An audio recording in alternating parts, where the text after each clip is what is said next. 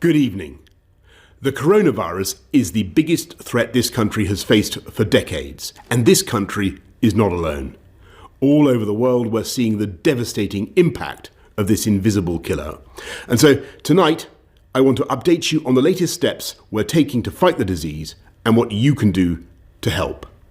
And I want to begin by reminding you why the UK has been taking the approach that we have. Without a huge national effort to halt the growth of this virus, there will come a moment when no health service in the world could possibly cope, because there won't be enough ventilators, enough intensive care beds, enough doctors and nurses. And as we've seen elsewhere in other countries that also have fantastic healthcare systems, that is the moment of real danger. To put it simply, if too many people become seriously unwell at one time, the NHS will be unable to handle it, meaning more people are likely to die, not just from coronavirus, but from other illnesses as well.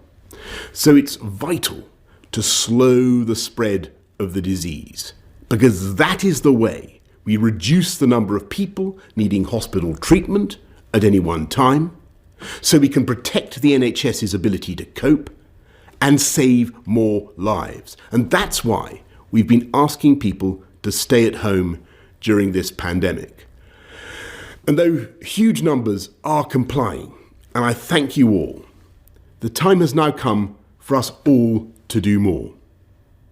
From this evening, I must give the British people a very simple instruction.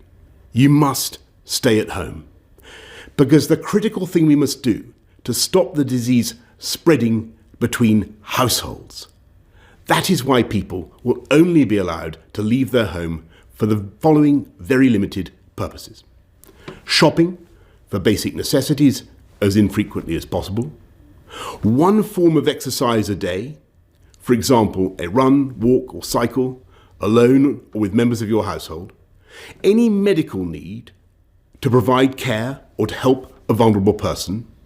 And travelling to and from work, but only where this is absolutely necessary and cannot be done from home. That's all. These are the only reasons you should leave your home. You should not be meeting friends. If your friends ask you to meet, you should say no. You should not be meeting family members who do not live in your home. You should not be going shopping except for essentials like food and medicine. And you should do this as little as you can. And use food delivery services where you can. If you don't follow the rules, the police will have the powers to enforce them, including through fines and dispersing gatherings.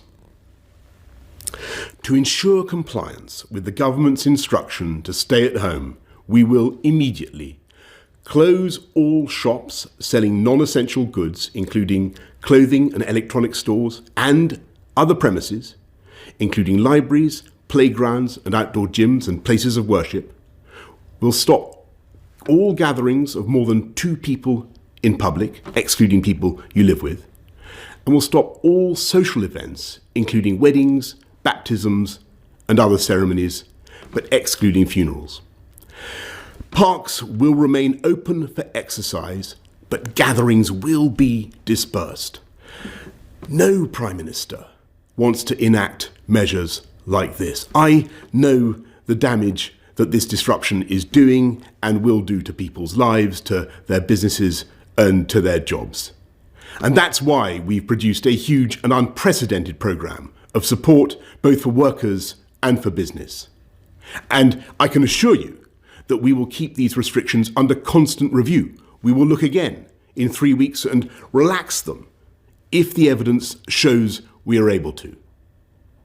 But at present, there are just no easy options. The way ahead is hard, and it is still true that many lives will, sadly, be lost. And yet it is also true that there is a clear way through. Day by day, we are strengthening our amazing NHS with 7,500 former clinicians now coming back to the service. With the time you buy by simply staying at home, we are increasing our stocks of equipment. We are accelerating our search for treatments. We're pioneering work on a vaccine. And we are buying millions of testing kits that will enable us to turn the tide on this invisible killer. I want to thank everyone who is working flat out to beat the virus. Everyone from the supermarket staff to the transport workers to the carers to the nurses and doctors on the front line. But in this fight, we can be in no doubt that each and every one of us is directly enlisted. Each and every one of us is now obliged to join together to halt the spread of this disease, to protect our NHS and to save many, many thousands of lives. And I know that as they have in the past, so many times, the people of this country will rise to that challenge and we will come through it stronger than ever. We will beat the coronavirus and we will beat it together. And therefore, I urge you, at this moment of national emergency, to stay at home, protect our NHS, and save lives. Thank you.